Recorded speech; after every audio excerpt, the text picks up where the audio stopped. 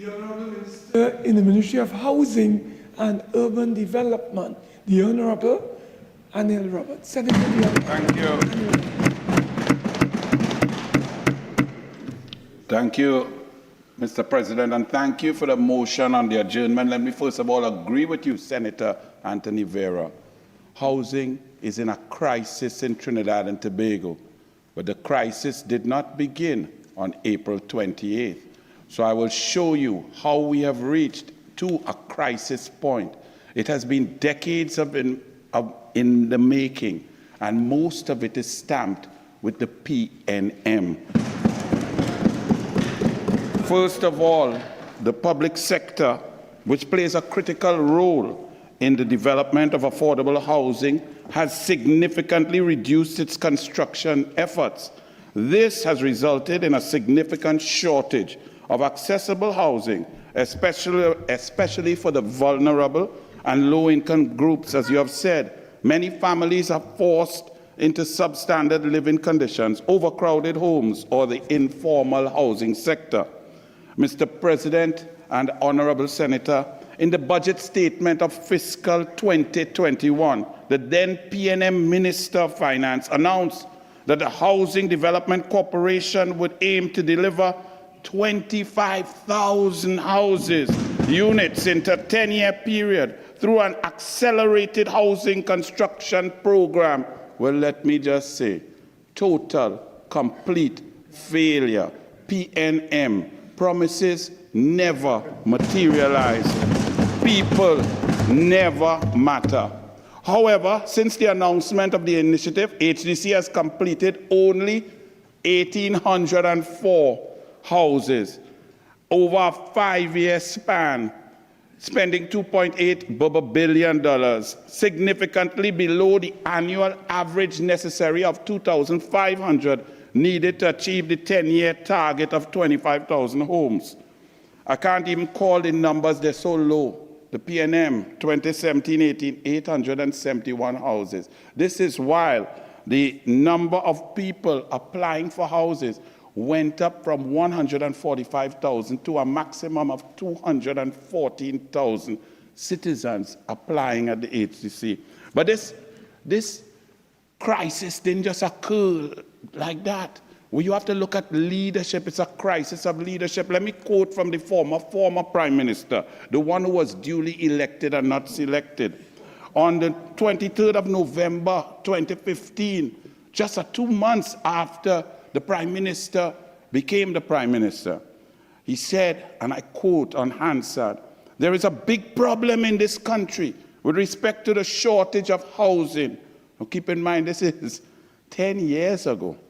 Prime Minister Dr. Keith Rowley said on Friday, when questioned on the need to increase the housing stock, the state assumes a role in providing housing. The question is, what exactly is the size of the role? He continued, and he ended in a sad philosophical position. The Prime Minister then, the Honourable Member for Diego Martin West, said, and he was a former Minister of Housing, queried whether the state should be building homes at all. And that is why we are in crisis, because that was the policy of the PNM. They built no homes, the money disappeared, and then the genesis of this entire crisis occurred way before that. But I will pause there. What they went on to do, as the Honourable Minister of Labour said in a debate yesterday, was that they restructured something that had been restructured already. So they restructured from NHA to HDC. And when we arrive now, there's another restructuring. They restructure HDC into CCL, AMCOL, FEMCOL, and nobody knows what they're doing and who's doing it, and they produce nothing. So for the last 5 years, houses have not been built. People are waiting, people are dreaming. They give out fake allocations because of election, hand out keys, but the house is not finished. They build houses without approvals and then allocate houses without WASA approval, TNTEC approval, and people cannot go into it. Why do they do this? Well, we go to the genesis of the crisis, and the crisis begins with a member called Keith Christopher Rowley, the then Minister of Housing, November 2003 to 2007, when he said, the Honourable Prime Minister back then was quoted in an article when the Greenvale matter came up. And the Honourable Senator Faris Al-Rawi will know about that because he was on the HDC board when Greenvale houses went, when the government purchased John Rahal's land in Greenvale and they had no planning approval. They did not get planning approval from then Minister of Planning, Camille Robinson Regis, but they went ahead. They didn't get change of use. It was agricultural land in a floodplain. But the Senator Al-Rawi was on the board that approved it. And we found out in 2012 when people nearly drowned, when there were about 10 feet of water in flood, and citizens had to go in boats and save people. That is the PNM. They don't follow the law. And when they were asked, the Prime Minister was asked, but how could you do this? Because they were seeing projects at HDC since 2003 to 2007, $2.4 billion in projects that were incomplete. And there weren't statutory approvals, no planning permission, incomplete designs.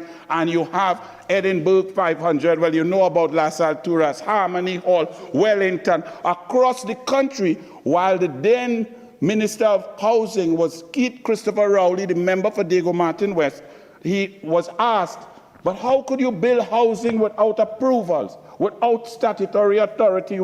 Isn't that illegal? And the Prime Minister said, and I quote from an article, November 4, 2018, Guardian front page. On Friday, Prime Minister Dr. Keith Rowley confirmed that pressure to provide state housing to a growing market meant that the HDC was sometimes forced to bypass approvals and procedures to complete projects on time. But the projects were never completed, money was wasted, and it continues so to be.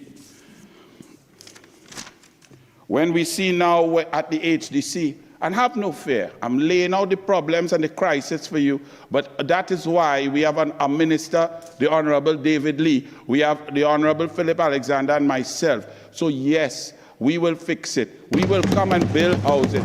We will get back to the basics of providing affordable houses, because the PNM built no houses, but yet they were there allocating elite executive Victoria Keys and Federation Park villas, expensive luxury condominiums to friends and financiers. Guardsman gets 3. Even the lady in charge at HDC, the allocations executive officer, allocated herself a unit at $3 million in Federation Park. So this PNM is not funny. We are in crisis by design, a crisis designed by the PNM. The UNC will fix it. We have seen in the HDC now, with all of this transformation of different factions and a total disconnect with a managing director doing as she wants, when she wants, and wiring money without proper procedure and a permanent secretary disrespected, lack of accountability. The auditing unit is the only unit that's understaffed. When money has been spent, no houses built. We also see, well, no approvals and so on. But there's an implementation crisis, and that implementation crisis comes from the PNM. The HDC currently has 37 incomplete housing projects, some of which are plagued by poor construction, terrestrial, for example, quality. Additionally, there are 5 public-private partnerships, PPP projects, and 11 initiatives under the small and medium contractors that remain unfinished. PNM could not build house. Simple. Housing allocation crisis. The average citizen who believed that they had a fair opportunity to obtain a home through the HDC, not through the PNM. There's a policy since Cabinet Note 2007 that says a certain percentage of houses should be made available. 25% should be made available through ministerial recommendation, fine, from MPs and so on. Do you know that ministerial recommendation under the PNM, could you imagine what it was, what percentage it reached? It's supposed to be 25%. PNM batting at 64.37% of ministerial recommendation. On top of that, there's also a segment called recommender unknown. So whoever recommend, we don't know, But that equated to 15.4%. So 15.4, when you add that to the 64.37, you get 79.77% of allocations being done by the PNM. That is why people out there feel that they have no hope, they have no chance. They have a reference number and the PNM is telling them random draw. You know what the random selection was under the PNM? 10.63% of the houses that they allocated. They didn't build none. The few that they build, they hand out to their friends and financiers and leave the rest of the population hoping and praying for God to bless them. But they blessed them on April 28 with the UNC and Kamala Prasad, Mr. Sir. The PNM don't even like the most vulnerable. Most vulnerable. They're supposed to give 10% of the houses to differently able, to people who are struggling. 10%, you know, that's a little bit. You know what the PNM did? They allocated 1.1%. PNM don't even love differently abled people. That is PNM, and this is why we're in crisis. This is why you now have 3 ministers. This is why you now have a prime minister who cares and would not do this. The last part that I would tell you, our police officers, our fire officers risk their lives and they hope and they feel and I see all of them. Everybody want house, reference number. I get allocated, I pay this, right? The PNM does not even love and respect those who serve us and put their lives at risk. They're supposed to allocate 10 for protective services. It's supposed to be 10% of the houses. Would you believe that this PNM allocated to police, fire, and those it serves 4%? 4%. So let me assure you, I thank you for this motion, Honourable Senator.